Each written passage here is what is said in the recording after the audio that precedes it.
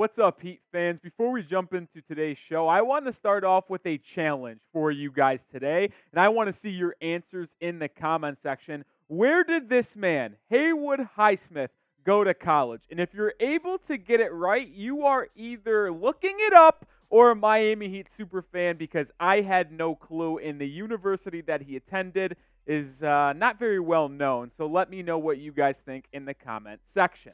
All right, but let's jump into today's show, and it does surround Cam Payne, the point guard who is with the Phoenix Suns for the past 4 seasons, was traded to San Antonio earlier this offseason, and they released him earlier this week. And I'm a little shocked by that, because Cam Payne is a very good veteran point guard who can serve a contending team right now. Obviously, I do understand them waiving him a little bit because San Antonio isn't in the market to contend. They'd rather play some young guards over Cam Payne, so they do release him. But what have I been saying about the Miami Heat for the past month and 2 months? Is that even with Damian Lillard, if they trade for him, or if they just roll with Kyle Lowry, the biggest need for this team right now is backup point guard, because if it is Damian Lillard or it is Kyle Lowry, there is still no one on the roster as we currently sit that can play that backup role. The only point guard on the roster currently is Kyle Lowry. He's the only true point guard. When you think of this Heat roster, they got Hero, they got Josh Richardson. But who else? Are they really going to trust Jamare Bouye, who is a two-way player right now, to be the backup point guard on a team that has title aspirations? I severely doubt that. And as I mentioned it, if Damian Lillard's the point guard on the team, he's also the only true point guard. So I don't care who it is starting at the 1 before as the season tips off in about a month and a half. Actually, I do care. I really hope it's Damian Lillard. But the point remains is that there needs to be someone to fill the backup point guard role, and I think Cam Payne is a very interesting player that could slide in and be that veteran presence off the bench. We're going to talk more Cam Payne here in a second, but I wanted you guys to get the first word on today's show. Should the Heat sign Cam Payne? Type S for sign, type P for pass. It is today's pinned comment, so if you get hit with the YouTube ad break, let it play, scroll down, and get your answers in the comment section. All right, now let's look at Cam Payne and what he's done over the past 3 seasons and this past postseason run. When you look at what he can do as that backup guard, there's a lot of things that jump off the page and you like right away. Like, he's a backup point guard. He's not starting. He has gotten a lot of starts in games for the Phoenix Suns because of Chris Paul's injuries. But if a backup point guard is giving you 8 points, 10 points a night, while also dishing out 3.5+ assists a contest, you're going to live with that. And yeah, in 2020-21, probably his best season over his last 3 years because he played the most games that year. He was also efficient as hell, shooting 48% from the field, 44% from 3. That jumped down heavily the year after, but then kind of rose back up to what his career averages are last season. But what he did in the postseason in 2023 was also very impressive. But one thing that I have always said about the Miami Heat is that you're going to need players that can play when the lights are the brightest, the defense is the tightest, and you got to make plays. And in the 2021 NBA Finals, Cam Payne off the bench played in 6 games, got 15 minutes a night, and performed very, very well. 7 points a game, 1.7 assists is down, 46% from the field, and 35% from 3. But what you like to see is that in limited minutes, when his volume doesn't go up, it goes down, he's able to stay efficient and give the Phoenix Suns big-time minutes. And he does not shy away from the big moments. He's been in the postseason. He's pesky. He's a very aggressive defender. He might not be the best defender, but he tries hard and gets up in your grill, and I love the fire and passion he plays with, and he isn't scared of the big moment, like I just mentioned, and I absolutely love that. And that pesky fire mentality, that burning fire inside of you to want to win is what Heat culture is all about in the 305. And I think Cam Payne really does fit the Miami culture, because when you go and play with a Jimmy, with a Bam, we don't care about personal stats in Miami. We don't. If we did, Jimmy Butler would have made the All-Star team last year. But Jimmy cares about being right and getting his team victories. And he was able to do that in the postseason.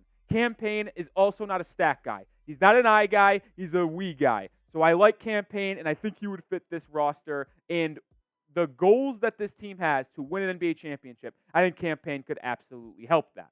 We'll go more in depth on Cam Payne in a second, but I'll tell you this right now. If the Heat do sign Cam Payne or trade for someone, maybe in Portland, I will absolutely cover it. So make sure you do subscribe. And if it is that Portland guy, we're going live, so you won't want to miss out. Hit that sub button right now.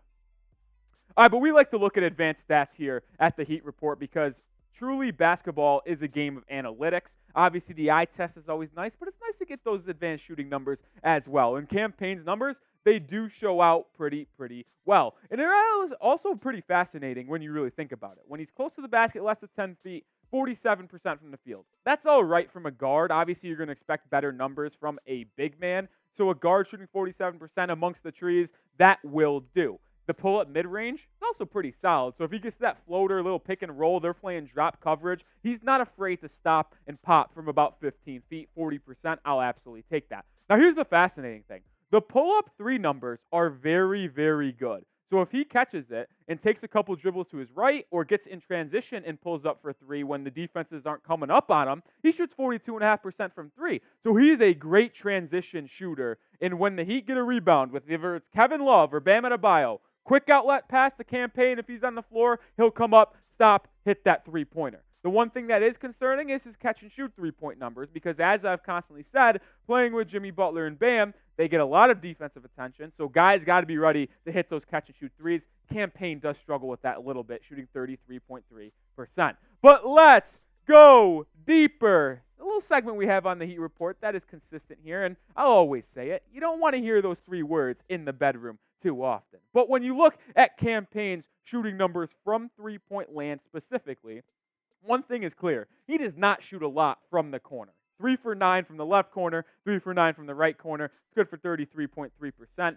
Those things, as a point guard, you don't really stand in the corner, right? You're always facilitating, so it's very rare that you get open for a catch-and-shoot corner three. But above the break three, and if you don't know what that means, when you look at a basketball court as they're coming, the above the break is where the top part comes around here, and then two breaks, and then you get to the corner. So when you're above that side, that is what the above the break three is, and he shoots pretty damn efficient from that area. 38% from there, and he gets a lot of shots up from three. Obviously, he shoots majority above the break three. As I mentioned, if you're a point guard, you're usually sitting up top there, not going in the corner. But above the break three, 38%, that will absolutely play. And something that the Heat are lacking is shooting as well as a backup point guard. So to me, Cam Payne brings shooting, and he brings that veteran presence off the bench that could serve a Damian Lillard or even a Kyle Lowry in worst case scenario. So now that I've got a lot of advanced shooting, a lot of his stats, I want you guys to get your final votes in the comment section. Would you sign Cam Payne? Type Y for yes, type N for no. Let me know in the comment section. I'm giving my answer in just a few seconds.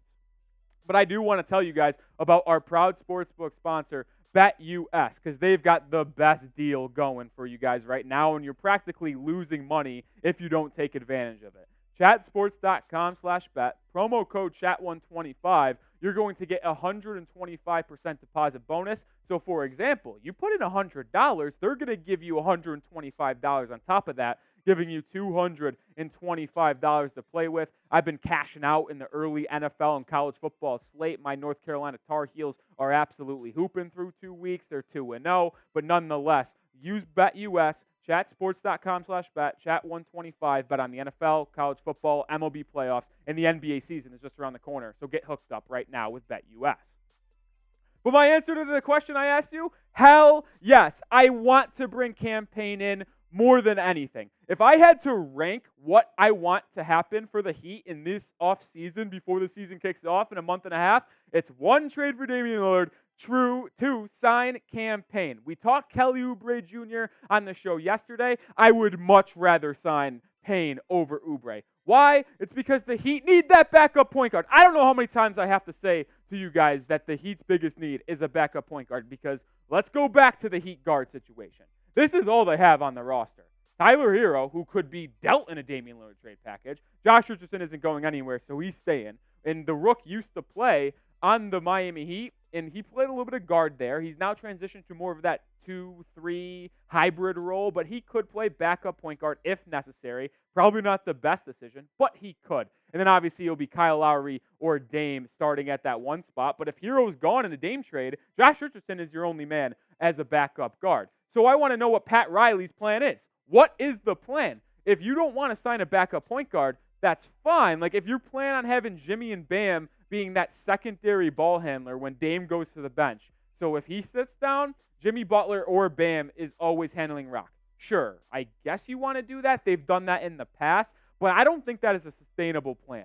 When Lowry was handling the rock or when Gabe Vincent was handling the pill in the postseason is when the Heat offense was at its best. Letting Bam set screens, getting the ball in the roller situation, and hitting Jimmy Butler playing off ball, whether it be on a backdoor cut or another dribble handoff.